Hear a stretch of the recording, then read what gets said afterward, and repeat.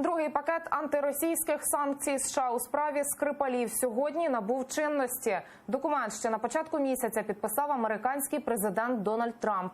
Він, зокрема, забороняє американським банкам надавати кредити російському уряду в іноземних валютах лише в рублях. Санкції також зроблять жорсткішим ліцензування низки товарів та технологій. Таким чином, США хочуть вдарити по доходах Росії від двосторонньої торгівлі.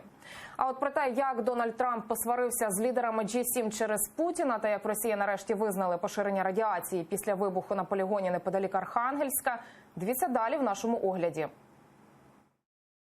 Сварка на G7. Одразу кілька видань, зокрема і британське «Гардіан», розповіли, американський президент Дональд Трамп вимагав повернути Росію до Великої Сімки. Все сталося начебто на спільній вечері в день відкриття саміту. Американського президента підтримав лише один лідер – прем'єр-міністр Італії Джузеппе Конте, уряд якого вже у відставці, а сам він лише виконує обов'язки.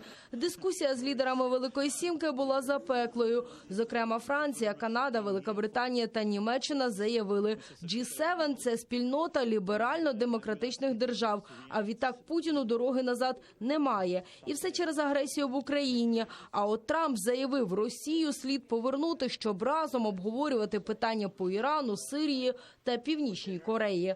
Нагадаю, Росію викинули з Великої Вісімки після анексії Криму у 2014 році.